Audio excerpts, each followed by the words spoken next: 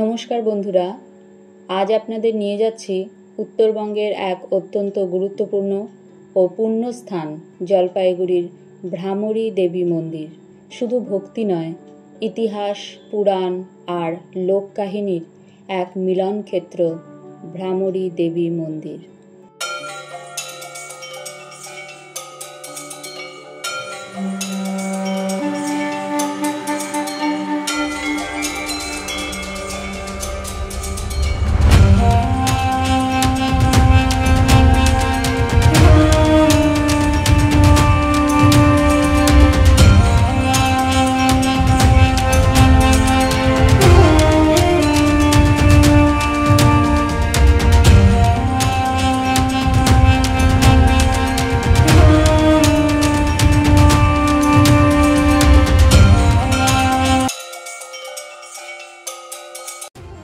মন্দির দর্শনের আগে কিছু কথা শেয়ার করে নিতে চাই।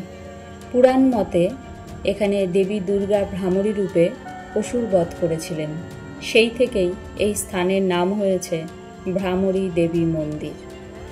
অনেকের বিশ্বাস এখানে দেবীকে ভ্রমর অর্থাৎ মৌমাছির রূপে পূজা করা হয়। কাহিনী অনুযায়ী অসংখ্য ভ্রমর বা মৌমাছি দেবীর দেহ থেকে বেরিয়ে মহিষাসুরকে ধ্বংস করে দেয়। স্থানীয় মানুষদের বিশ্বাস দেবী সর্বদা তাদের সুরক্ষা দিচ্ছেন। চলে এলাম মন্দিরের পার্কিং লটে। দেখুন, ফরেস্টের মধ্যে পার্কিং এবং গাড়ি রাখতে এখনো পর্যন্ত কোনো ফি লাগছে না। পার্কিং লটের পরেই সাজানো আছে রাস্তার দুপাশে দোকানিদের পসরা। এখানে 3 ধরনের ডালি পাওয়া যায়, 50, 100 এবং 150 টাকা।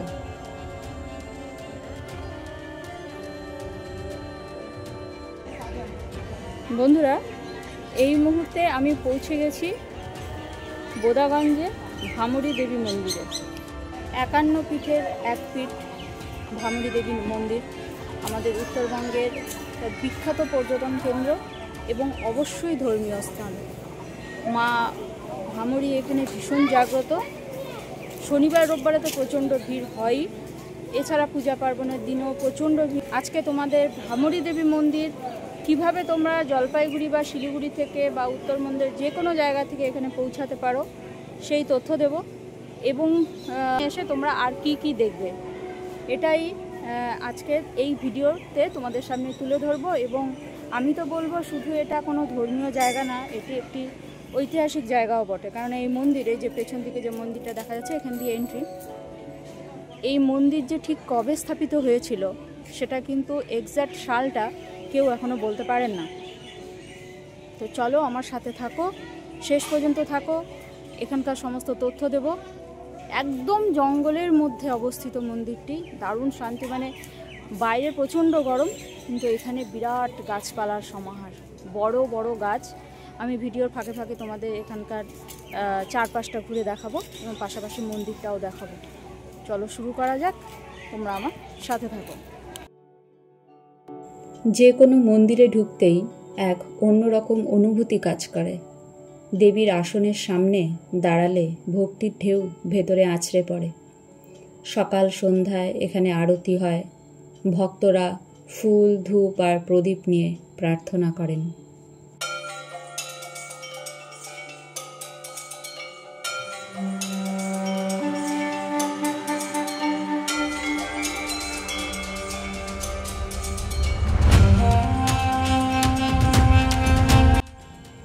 চটি রাখার জায়গায় 2-1 সর্বহারা মানুষের সাথে কথা হলো। তারা বললেন সারাটা দিন তাদের মায়ের চরণতলেই কাটে, তাদের পরিবার পরিজন নেই। শুনেই বুকের ভেতরটা কেমন মোচড় দিয়ে উঠল। যাই হোক, সিঁড়ি বেয়ে আস্তে আস্তে নেমে যাচ্ছি মূল মন্দিরের দিকে।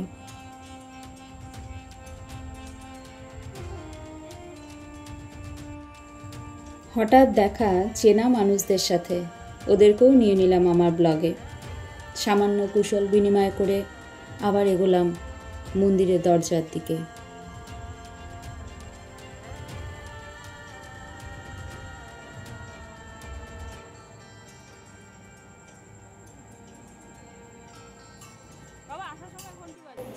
এটা হচ্ছে 51 ফিট। শুধু যে 51 খন্ড হয়েছিল না, মায়ের বাপা বসে হয়েছে নিচে। বাপা? বাপা। আমাদের কাছে ভুল খবর আছে, ডান পা। হ্যাঁ, আমরা শুনেছি ডান পা। বাপা। বাপা পড়েছিল। আচ্ছা। আর এখানটায় সৃষ্টিকর্তা হচ্ছে লালো। কি নাম ওনার? লালো। লাল বাবা, উনি এসেছিল। হ্যাঁ। আচ্ছা। আর এই মন্দির কখন খোলে, কখন বন্ধ হয়? 6:30টার সময় খুলে গেছে। তারপর বন্ধ হবে? তারপর 6:30টায় বন্ধ করতে হবে। সন্ধ্যা 6:30টায়? এখানে কোনো মানে বন্ধর দিন কোনো নাই, মানে প্রত্যেক দিন? প্রতিদিন। আর আপনাদের এখানে ভোগ প্রসাদের কি ব্যবস্থা? আজকে হচ্ছে। আজকে হচ্ছে শনিবার হচ্ছে, মঙ্গলবার হচ্ছে, অমাবস্যা, পূর্ণিমা, ওগুলো তো হচ্ছে। আজকে শনিবার। হ্যাঁ, যে শনিবার। আজকে ভোগ হচ্ছে, কালকে রবিবার, কালকে ভোগ হবে। কালকেও হবে।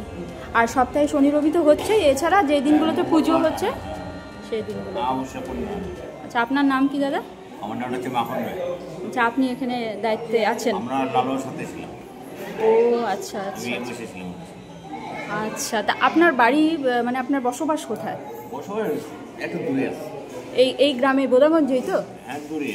দূরে। আচ্ছা, ধন্যবাদ দাদা। যে ভদ্রলোকের কথা আপনারা শুনলেন, উনি এখানকার পরিচালন সমিতির সদস্য।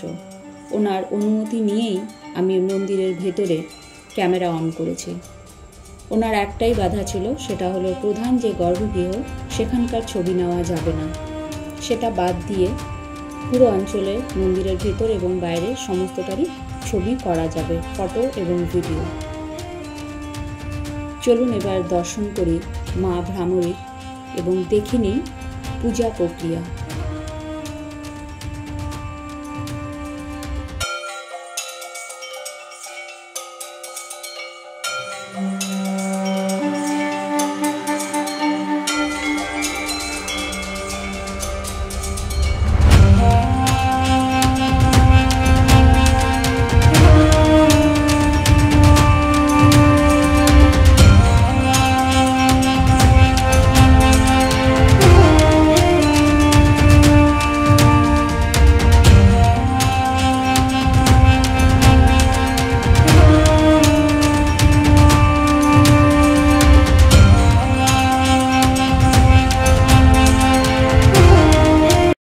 পুজো শেষে বাইরের চাতালে বেরিয়ে আসলাম।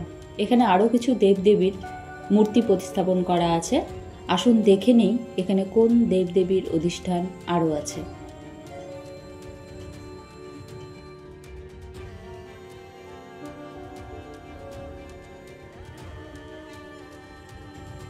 আরেকটি প্রথাও এখানে প্রচলিত আছে, সেটা হলো হাতে মঙ্গল সুতো বাঁধার প্রথা। একটি ভক্তের হাতে বেঁধে দেওয়া হয় এবং আরেকটি বাঁধতে হয় বাইরের গাছে। আমার ছেলে এখন এই কাজটি করছে। চলুন এবার বাইরের দিকটা দেখি এখানে আর কি আছে।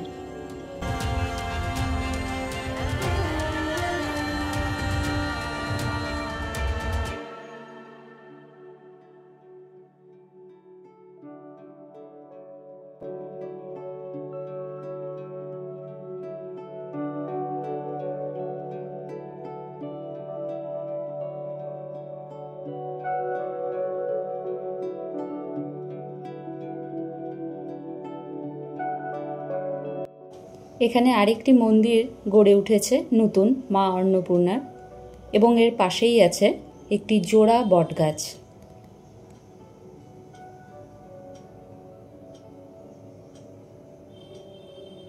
এই হলো সেই জোড়া বটগাছ, যেটা খুব অদ্ভুত, এবং এই গাছের নিচেই কিন্তু মায়ের বা পা পাওয়া গিয়েছিল।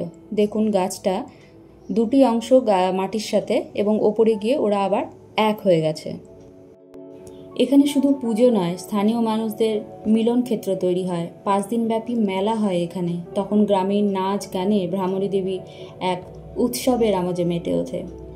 ইতিমধ্যে অফ ক্যামেরা দুজন ভক্তের সাথে আমার পরিচয় হলো। একজন ভদ্রলোক গল্প করে জানালেন উনি একবার খুব অসুস্থ হয়ে পড়েছিলেন। তখন ওনার পরিবার তাকে এখানে নিয়ে আসে এবং মায়ের কাছে ওনারা মানত করেন। অদ্ভুতভাবে বছরখানেকের মধ্যে উনি ধীরে ধীরে সুস্থ হয়ে ওঠেন। তারপর থেকেই এই মন্দিরে ওনার রেগুলার যাতায়াত আরম্ভ হয়। এরকম অগণিত বহু গল্প আমি আগেও শুনেছি। সেই বিশ্বাসই ভক্তের হৃদয়কে দেবীর সাথে বেঁধে রেখেছে। যিনি প্রথম মায়ের পা এখানে পেয়েছিলেন তিনি কিন্তু এখনও আমাদের মাঝে বেঁচে আছেন, কিন্তু ওনার অনেকটা বয়স হয়ে গেছে। প্রথমে এই মন্দিরের প্রচার হয়নি, কেউ জানতো না। ধীরে ধীরে প্রচার হওয়ার সাথে সাথে প্রচুর ডোনেশন আসে এবং এই মন্দিরের ব্যাপ্তি ঘটে। এখানে যারা দূর থেকে আসতে পারছেন না পুজো দেওয়ার জন্য, ফোনের মাধ্যমে পুজো দেওয়ার ব্যবস্থা আছে। অনেকেই উত্তরবঙ্গ ঘুরতে আসেন, তারা কিন্তু জানেন না এই মন্দিরের কথা। জলপাইগুড়ি রোড স্টেশনে নেমে এই মায়ের মন্দিরে পুজো দিয়ে বেরিয়ে পড়ুন সাইট সিন করতে। চারপাশে শান্ত পরিবেশ, বাতাসে ভক্তির আবেশ। এখানে বসে ভুলে যাওয়া যায় বাইরের পৃথিবীর সমস্ত কোলাহল, সমস্ত দুঃখের কথা। প্রকৃতির সান্নিধ্য আর দেবীর আশীর্বাদ দুটো মিলে এই জায়গাকে করে তুলেছে অপূর্ব আধ্যাত্মিক স্থান। তাহলে বন্ধুরা, ভ্রামরী দেবী মন্দির শুধু ভক্তির নয়, মনের শান্তিরও এক অমূল্য গন্তব্য। জলপাইগুড়ি এবং উত্তরবঙ্গ আসলে অবশ্যই ঘুরে যাবেন এই পুণ্যভূমিতে। মন্দিরের ভেতরের আধ্যাত্মিক আবহ কাটিয়ে বাইরে বেরোলেই চোখে পড়ে ভ্রামরী দেবী মন্দিরের গভীর স্থাপত্য। ইট আর সূক্ষ্ম অলঙ্করণের ছাপ যেন ইতিহাসের সাক্ষ্য বহন করে। আশপাশের খোলা আকাশ, সবুজ মাঠ মন্দিরটিকে অন্য মাত্রা দিয়েছে। ভক্তি আর প্রকৃতির মেলবন্ধন সমানভাবে অনুভব করা যায়। হয়তো সেই কারণেই প্রথমবার আসা ভক্ত আর বারবার ফেরা ভক্ত সবার কাছেই এই মন্দিরের বাইরের দৃশ্য ঠিক ততটাই টানে যতটা ভেতরের দেবীর আরাধনা। বিশেষত ভয়, অশান্তি, রোগ শোক থেকে মুক্তির জন্য ভ্রামরী দেবীর আরাধনা করা হয়। দেবীর পুজোয় এক মানসিক শান্তি আসে। একজন ভ্রমণ পিপাসু মানুষ হিসেবে যদি নিজেকে দেখি, তাহলে এখানে আসলেই দেখা মিলবে প্রাকৃতিক অপরূপ সৌন্দর্যের।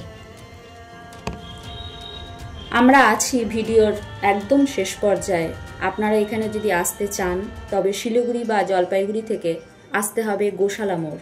সেখান থেকে টোটো রিজার্ভ করে চলে আসুন এই মন্দিরে। খরচ পড়বে 350 থেকে 400 টাকা এবং গোশালা মোড় পৌঁছতে পারেন আপনারা বাসে। শিলিগুড়ি থেকে বাস ভাড়া পড়বে জনপ্রতি 40 টাকা।